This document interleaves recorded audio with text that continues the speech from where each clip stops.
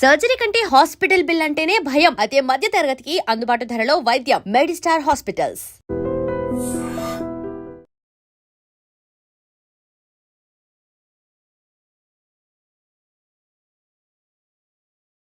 మాధవీలత గారు ఈ మధ్య ఒక కాంట్రవర్సీ ఏంటంటే, నటుడు శివాజీ ఉమెన్ వేసుకునే దుస్తులు మీద ఒక కాంట్రవర్షియల్ స్టేట్మెంట్ చేశాడు. మీ దృష్టికి తెలియదండి, నాకు రాలేదండి. నిజంగా ఆయన ఏమన్నాడంటే, నిండుగా వేసుకోవాలమ్మా హీరోయిన్లు, అలా వేసుకోకుండా సామాన్లు కనిపించేలాగా పోతే మన నిధి అగర్వాల్ మీద ఏదైతే అట్లా జనం మూక దాడి జరిగిందో అలాంటివి వస్తాయి. అసలు ఈవెన్ మీకు పైకి మంచిగా మాట్లాడే వాళ్ళు కూడా లోపల మాత్రం తిట్టుకుంటారు, దరిద్రపు ముండా ఇట్లా బట్టలు వేసుకుంది అని అనుకుంటారు. మంచిగా నిండుగా వేసుకోండి, చూసే గౌరవం ఉంటుంది, నిండుదనం కప్పుకుంటేనే ఎక్కువ గౌరవం వస్తుంది అని ఒక ఆడియో రిలీజ్ ఫంక్షన్లో చేశాడు. సో దాని మీద నటి అనసూయ తీవ్రంగా స్పందించారు. ఆమె ఏమన్నారంటే, స్త్రీలు ఏం వేసుకోవాలో కూడా మీరు చెప్పాల్సిన అవసరం లేదు, స్త్రీలకు ఏది ఇష్టమైతే అది వేసుకుంటారు, మీరు అవన్నీ మీరు గీతలు గీసేయద్దండి ఇప్పటికి కూడా 21వ శతాబ్దంలో. సో మీరు నిజంగా స్త్రీల పట్ల కన్సర్న్ ఉంటే, అరే ఆ అమ్మాయిని ఎందుకు అలా మూకదాడి చేశారో, అమ్మాయిలు మీ అక్క చెల్లి మీ అమ్మ చూడలేదా మీరు అని అట్లా చెప్పండి, కానీ మగవాళ్ళకి గీయండి హద్దులు, ఆడవాళ్ళకి కాదు అన్నారు. దీనిపైన మాధవీలత గారి స్టేట్మెంట్ ఏంటి? నేను ఒక విషయం చెప్తాను. ఇది అనసూయ గారికి సంబంధించింది కాదు, అమ్మాయి హీరోయిన్కి సంబంధించింది కాదు, శివాజీ గారికి సంబంధించింది కాదు. ఏమైందంటేనండి, అసలు ఒకప్పుడు కనుక మీరు ఒక 2000 సంవత్సరాల వెనక్కి వెళ్ళిపోతే భారతదేశంలో స్త్రీ చాలా స్వేచ్ఛగానే వస్త్రధారణ వేసుకునేది. అందుకే మీరు ఇప్పుడు కూడా మనం దేవీ దేవతల విగ్రహాలు చూస్తే, మన రవివర్మ గారి ఆర్ట్ చూస్తే ఒక సింగిల్ వస్త్రం ఉంటది, చాలా చాలా సెక్సీగా తయారయ్యేవారు స్త్రీలు. ఆ స్వేచ్ఛ వల్లనే అంటే ఆవిడకి ఎలా కావాలో అలా శృంగారం చేసుకునేది స్త్రీ.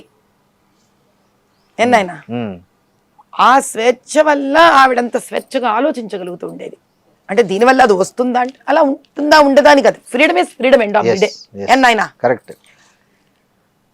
నగలు వేసుకునేది, ఆ చక్కటి నడుము వంపులతోటే చక్కగా చీర కట్టేది. చీర అంటే ఇప్పుడు చీర కాదు, యాక్చువల్లీ గోచి తీసి కట్టేది. అంటే మీకు ఆ నడుమంతా కాళ్ళతో సహా ఒక చక్కటి శిల్పంలాగా ఉండేది. కానీ మన దురదృష్టం, ఆవిడ చాలా తెలివైంది. ఆవిడ స్త్రీ, భారతదేశం స్త్రీ విపరీతమైన తెలివి. ఎందుకంటే ఆవిడ ఎవరు అణగ తొక్కలే ఏ పురుషుడు. అందుకే మనకి అమ్మవారు స్త్రీ, మీరు ఆయుధ పూజ స్త్రీ, చదువు స్త్రీ, డబ్బు స్త్రీ, కడావిడికి ఏడిస్తే కూడా జ్యేష్ఠాలక్ష్మి స్త్రీ, అక్కడ స్త్రీ, భూమి స్త్రీ, భూమి స్త్రీ. కాబట్టి అన్ని అమ్మవారు స్త్రీయే. మనకి ఏది మన జీవితంలో ఉండే లాభ నష్ట సుఖ దుఃఖం అందరూ స్త్రీలే మనకి.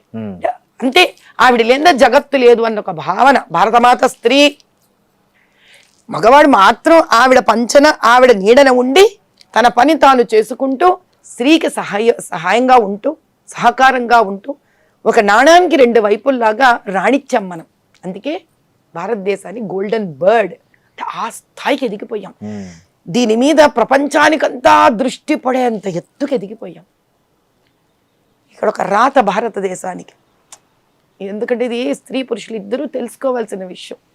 ఇలా మేమే కొట్లాడుకున్నాం అనుకో, ఎక్కడికి దారితీస్తుంది ఆయన, ఇది ఎక్కడికి పోదు. ఈ విదేశీ ఆక్రమణలలో వాళ్ళు మీరు స్పానిష్లు అనండి, పోర్చుగీస్ అనండి, పర్షియన్స్ అనండి, మొఘల్స్ అనండి, ఎవడనండి, బ్రిటిషర్స్ అనండి, రాగానే వాడి కన్ను ముందు మన డబ్బు మీదో భూమి మీదో పడలే, మన స్త్రీ మీద పడింది. ఎందుకని? వాళ్ళ దేశాలలో ఈ వెధవలందరూ ఇప్పుడు ఆ శివాజీ గారు వాడిన దద్ర బూతులంతా వాళ్ళకి చెందాలి నేను అనలేను, కాబట్టి అటు పంపించండి. బైబిల్లో రాసింది మీకు అన్నిట్లో తల నుంచి కాళ్ళ వరకు బంధించేసి వాళ్ళని ఇలా అడగదొక్కి చంపేసి స్వేచ్ఛగా మన స్త్రీ మీద కన్ను పడింది. 1 సంవత్సరమా, 2 ఏళ్ళ, 3 ఏళ్ళ, ఈ 100 సంవత్సరాలు ఈ స్త్రీని హింస పెట్టి నలిపి పారేశారు.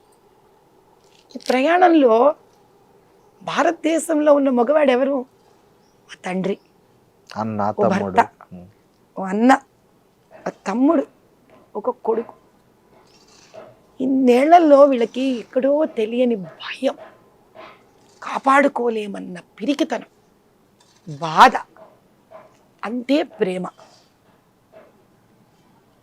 ఈరోజు 21వ శతాబ్దం వల్ల మనం గొప్పవాళ్ళమో, స్వేచ్ఛగా బట్టలు వేసుకోవాలో కాదు శ్రీనివాస్ గారు.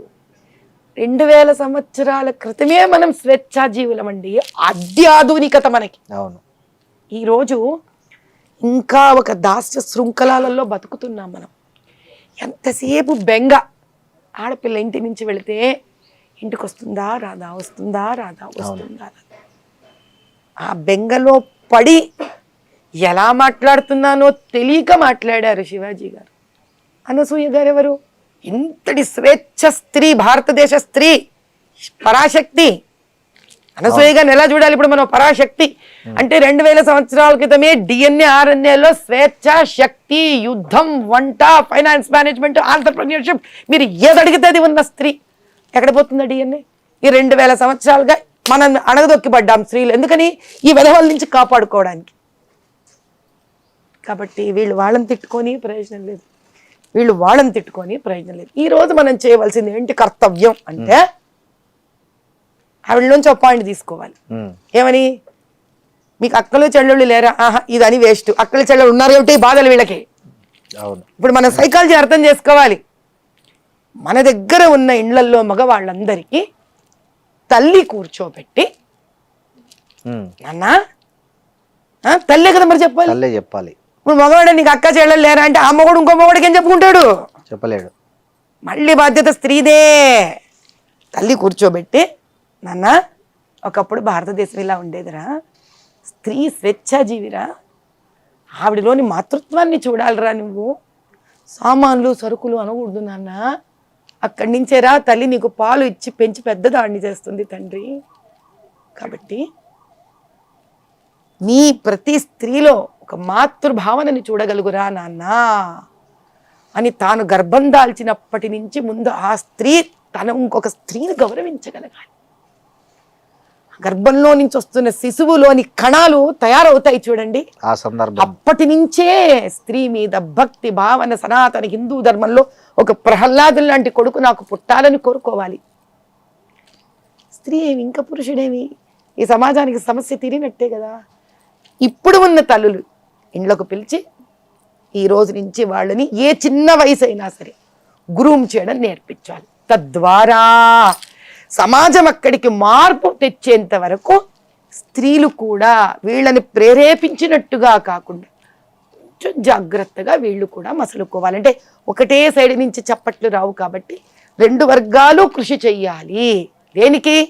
అటువంటి స్వేచ్ఛ భారతదేశము ఈ బోడి తెల్లోడు నేర్పించిన స్వేచ్ఛ కాదు, అనంత స్వేచ్ఛతోటి 2000 సంవత్సరాల క్రితం ఏ స్త్రీ శక్తివంతురాలుగా బతికిందో అటువంటి స్త్రీ స్వేచ్ఛ మళ్ళీ కలగాలని, యుద్ధం చెయ్యగలగాలని, రాజకీయంలో నిలబడగలగాలని, సంస్కృతం వేదాలను పఠించగలగాలని, యజ్ఞం చేసే హక్కు రావాలని, జన్యుధారణ చేసుకోగలగాలని, అటువంటి భారతనాతి కావాలి. మళ్ళీ ఒక గార్గి రావాలి, ఒక లోపాముద్ర రావాలి, ఒక సీతమ్మ వారు రావాలి, వీళ్ళందరూ తిరిగి రావాలి మళ్ళీ భారతదేశంలో.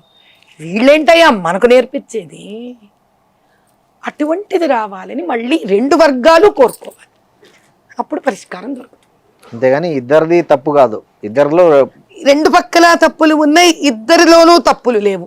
ఇద్దరిలో ఎవరి మీద ఎవరికి కోపాలు లేవు, ద్వేషాలు లేవు, భయం, బాధ,